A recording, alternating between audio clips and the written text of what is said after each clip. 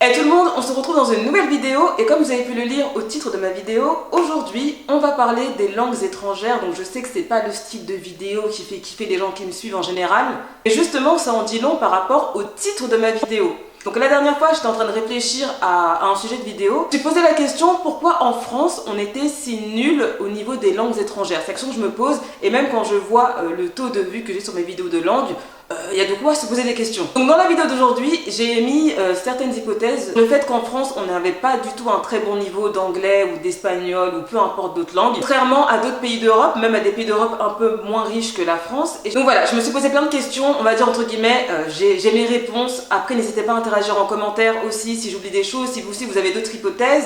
Avant de rentrer dans le vif du sujet de la vidéo, je voulais vous dire que cette vidéo est sponsorisée par une application de langue. Donc l'application s'appelle italki, donc c'est une application où tu vas pouvoir apprendre à parler des langues. Cette application, je trouve qu'elle est bien parce que tu as vraiment toutes les langues du monde, mais quand je dis toutes les langues, ils ont un panel de langues incroyable. Tu souhaites même apprendre des langues rares que les gens n'apprennent pas, et ben tu vas le trouver sur l'application ou via leur site internet. Ce que j'ai aimé avec ce site de langue, c'est que tu peux choisir ton professeur. En gros, si par exemple tu veux apprendre à parler japonais ou tu veux apprendre à parler coréen ou peu importe, tu cherches la langue que tu veux apprendre et suite à ça tu vas avoir une liste de professeurs avec leurs notes. Donc il faut savoir qu'ils sont notés sur 5 étoiles, donc ça va de 1 étoile à 5 étoiles.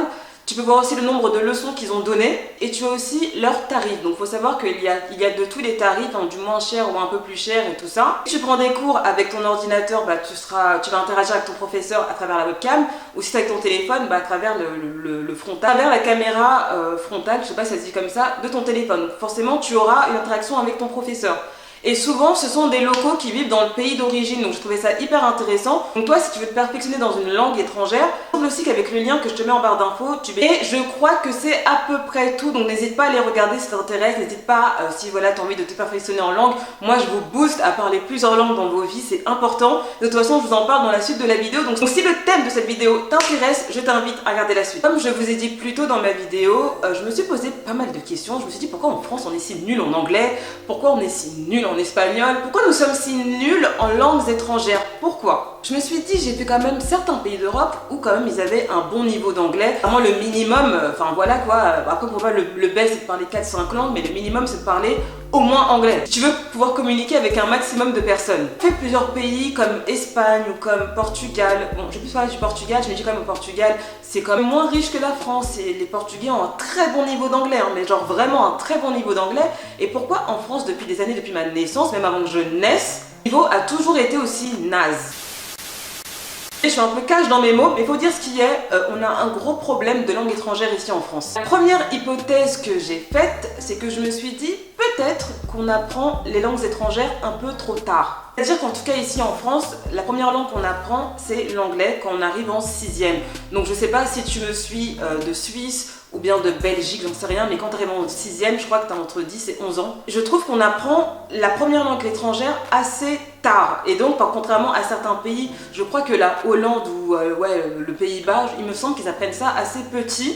Je ne veux pas dire de conneries, mais il me semble qu'ils appellent ça assez jeune.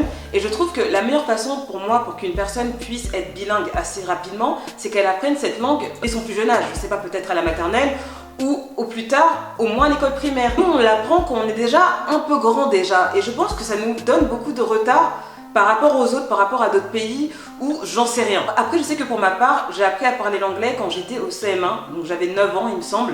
À cette époque, ouais j'avais 9 ans il me semble, parce que je prenais des cours d'anglais que j'avais demandé à mes parents, que je prenais à côté à l'étude, je prenais des cours d'anglais. Donc voilà, moi très jeune j'ai voulu savoir parler d'autres langues parce que je sais pas pourquoi, il n'y a pas de raison, je sais pas pourquoi. Je pense qu'on devrait mettre dans le système scolaire une langue vivante, on va dire plutôt l'anglais hein, d'abord, parce que c'est quand même la langue internationale. En premier, qu'on devrait nous enseigner à l'école assez jeune en fait, dès au moins l'école primaire, parce que les enfants apprennent beaucoup plus vite.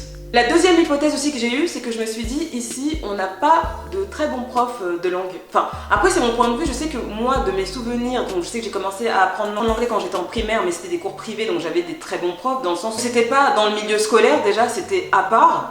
Tu sais, quand je suis arrivée au collège, mes profs d'anglais, c'était pas trop ça. Niveau accent, ça n'allait pas du tout, mais je sais que les profs que j'ai eu au collège et au lycée, c'était pas des profs de ouf. Les vrais profs que j'ai eu, c'est quand je suis arrivée à la fac, parce que j'ai fait une fac de LEA, de langue étrangère appliquée. Et au lycée et au collège, il me semble que j'ai eu un prof pendant toutes ces années-là, ou une prof, non plutôt une prof, qui était vraiment une prof de ouf, qui parlait super bien anglais, qui avait un accent de malade, qui enseignait hyper bien et surtout elle isolait pas ceux qui avaient plus de difficultés, parce que je me suis rendu compte aussi qu'il y a énormément de gens ici qui ont des difficultés dans les langues. C'est aussi le niveau des profs, je trouve que l'enseignement au niveau des langues ici c'est pas trop ça, et surtout je trouve qu'on ne donne pas le choix de bonnes langues quand on arrive au collège. Quand on arrive au collège, à partir de la 5e, tu peux aussi choisir le latin. T'as latin, espagnol, anglais et allemand. Donc je trouve que c'est pas des langues, à part l'anglais et l'espagnol qui te servira à coup sûr. Pour moi, le latin, je ne sais même pas à quoi ça sert, sachant que c'est une langue morte, donc je ne sais même pas pourquoi on nous la propose à l'école, ça sert à rien. Parler en mode lupium, usium ou olympium ou je sais pas quoi, bref, moi c'est tout ce que je retiens du latin. Je ne vois pas l'intérêt. Ils pourraient mettre, je sais pas, par exemple, du chinois, par exemple, à la place du latin, ou du japonais, ou des cours d'arabe, ou des cours de russe, je sais pas, des langues avec lesquelles tu pourras faire un business, quoi, je sais pas. La troisième hypothèse, c'est que j'ai l'impression qu'ici, les gens pensent que les langues ne sont pas importantes, en fait. J'ai l'impression que les gens, ils pensent que le français, ça les suffit à eux-mêmes. Après, je pense que ça dépend aussi des projets de vie que tu as dans ta vie, tes perspectives d'avenir, j'en sais rien. Je pense que voilà, si t'es quelqu'un qui a envie de rester en France, ou l'étranger ça t'intéresse pas, ou t'as pas envie de voyager, ou t'as pas envie de déménager un jour à l'étranger, bon, tu peux te dire que les langues ça sert à rien, mais moi personnellement je trouve ça triste que les gens qui pensent comme ça, même si je respecte leur choix et que c'est leur vision de la vie, et puis même ils passent tellement à côté de choses de leur vie, et je trouve ça triste de rester, de s'enfermer dans un endroit ou dans une langue et se dire il n'y a que ça qui compte et le reste je m'en tape. Pour moi, après encore une fois c'est mon point de vue, pour moi c'est triste de penser comme ça, même si encore une fois je respecte les personnes qui pensent comme ça et ils ont leur avis, parce que c'est leur vision de la vie, la manière dont ils ont grandi, peut-être dont ils ont été élevés, ou peut-être de la vision qu'ils ont de la vie tout court, mais se dire que voilà, que ma langue ça me suffit à moi-même, j'ai pas besoin d'aller voir ailleurs ça m'intéresse pas, chez moi c'est bien, voilà, après c'est bien de penser que chez soi c'est bien, ça veut pas dire qu'ailleurs non plus c'est mieux, mais ailleurs il y a autre chose encore que tu peux apprendre, enfin je sais pas, après moi c'est mon point de vue, mais je pense qu'il y en a plein aussi qui disent que parler notre langue ça ne sert à rien parce qu'ils n'ont pas l'ambition de voyager ou ils n'ont pas l'ambition de déménager dans un autre pays, de s'expatrier ou d'immigrer ailleurs. Si ça joue, et je veux aussi mettre dans le même point, je pense aussi qu'ici les gens ils font pas beaucoup d'efforts pour apprendre une autre langue, ça rejoint ce que je dis en fait, ils font pas beaucoup d'efforts, ils savent juste dire hello, thank you, good morning avec un accent, et là j'ai fait exprès de faire cet accent là, avec un accent limite. Apprenez des langues, ouvrez votre cerveau, allez explorer, allez voir des gens, allez voir ce que vous pouvez faire à l'étranger, allez voir si vous pouvez déménager à l'étranger, allez voir si vous pouvez monter des business à l'étranger, je sais pas, mais voyez plus loin que ce que vous avez déjà. Enfin, moi personnellement, c'est mon mindset, donc moi ça me révolte quand je vois la fainéantise des gens face au fait d'apprendre une nouvelle langue. Après, chacun apprend des langues par rapport à ses projets, par rapport à son parcours. Il y en a qui apprennent leur langue d'origine parce que ils ont été déconnectés de leurs racines. Il y en a ils apprennent des langues et c'est parce que ils veulent développer un business. Il y en a ils apprennent des langues c'est pour ouvrir leur réseau. Enfin, il y a plein de raisons en vrai. Mais voilà, comme je dis encore une fois, je pense qu'ici les gens sont hyper fainéants pour apprendre une autre langue, et même quand ils apprennent une autre langue, je vous promets, l'accent, mais ça va pas du tout, faut faire quelque chose. L'accent ça va pas du tout, moi ça me... Moi, mes oreilles, elles...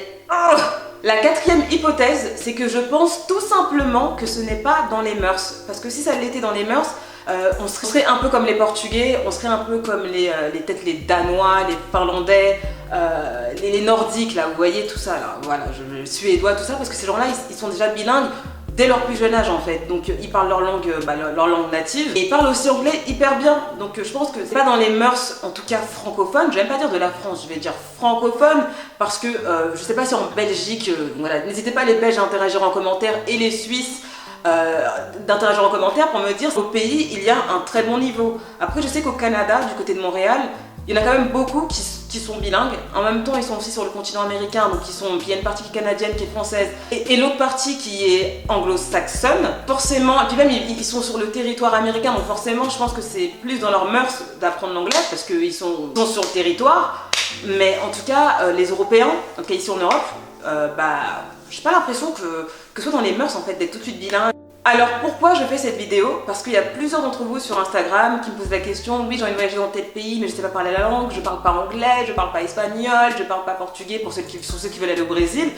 Et voilà, mais il y en a beaucoup qui m'ont dit je ne parle pas anglais en fait, et j'ai toujours du mal à comprendre comment ne pas avoir des bases. Je ne dis pas d'être super bilingue en mode voilà fluent, que limite t'as pas besoin de réfléchir, je suis pas en train de dire ça, mais un minimum en fait. Et c'est vrai que quand j'y pense, quand tu voyages et que tu parles pas la langue, je vais pas mentir, c'est quand même un handicap, et ça te ferme aux autres un peu parce que tu ne sauras pas comment communiquer, ils ne sauront pas comment communiquer avec toi. Tu auras quand même une communication avec les mains, vous allez un peu vous comprendre, mais ce sera limite. Tu n'auras pas des vraies conversations, tu n'auras pas des conversations profondes. C'est vrai, quand tu vas dans un pays et que au pire tu apprends la langue sur le terrain, si tu es quelqu'un qui apprend vite, ou si tu es quelqu'un qui en veut beaucoup, tu vois, là, tu veux vraiment apprendre par tous les moyens, tu apprendras, ne t'inquiète pas. Mais je veux dire que ça te limite en fait, si tu n'as pas des notions ou des bases, tu vois, ça limite et c'est hyper important parce que le fait que tu parles plus de langues, ça t'ouvre au monde et ça t'ouvre un réseau de dingue, mais vous vous rendez pas compte. Et pour créer des nouvelles connexions, des nouveaux liens, pas que de l'amitié, hein, parce que voilà, quand tu voyages ou quand tu vas vivre à l'étranger, tu vas rencontrer des gens. Tu sais jamais qui est-ce qu'on rencontre. Franchement, ne soyez pas trop orgueilleux. Oui, moi je parle pas aux gens, je vais pas vers les gens, j'ai pas quoi être dans la vie. Tu sais jamais qui est-ce que tu rencontres. Écoutez bien cette phrase, hein. Tu ne sais jamais qui est-ce que tu rencontres. Et c'est important de parler le plus de langues possible pour rencontrer un maximum de gens possible. Personne va pouvoir t'aider par rapport à un truc. Dans la vie, on sait jamais, soyez ouverts. N'ayez pas peur de parler aux gens, n'ayez pas peur d'apprendre leur langue, ou au pire apprenez sur le terrain, mais suffisamment attentif pour apprendre vite le truc, vous voyez. C'est pas bloqué là où vous êtes. Au bout d'un moment, il faut aussi investir sur soi, c'est important. Investissez dans des cours de langue, investissez dans des voyages. Pour ceux qui sont à l'école, qui veulent faire des stages à l'étranger, partez faire vos stages à l'étranger, n'ayez pas peur, allez à l'aventure, c'est important. Personne pour vous accompagner en voyage, ou bien tes potes te disent ouais on vient, et puis au moment de payer le billet d'avion, finalement j'ai pas d'argent, ça te met des plans. Partez tout seul. En gros, apprenez des langues en fait. Les langues, c'est juste ouvrir votre champ, c'est ouvrir votre réseau. Le réseau dans la vie, c'est important. Voilà, je pense à peu près avoir tout dit. Je sais que j'ai un peu divagué dans ma vidéo. J'avais un message aussi à faire passer, donc je l'ai calé dedans en sous-marin. En tout cas, j'espère que cette vidéo t'a plu. Et encore une fois, je vous dis, les langues, c'est très important. C'est pas un truc à sous-estimer. Et n'hésitez surtout pas à investir dedans. Va me dire en commentaire ce que tu en as pensé de la vidéo. Si tu n'es pas encore abonné à ma chaîne, n'oublie pas de t'abonner à ma chaîne. Toute mon actualité, de me suivre sur Instagram. Et en attendant ma prochaine vidéo, je te fais plein de gros bisous. Bye bye.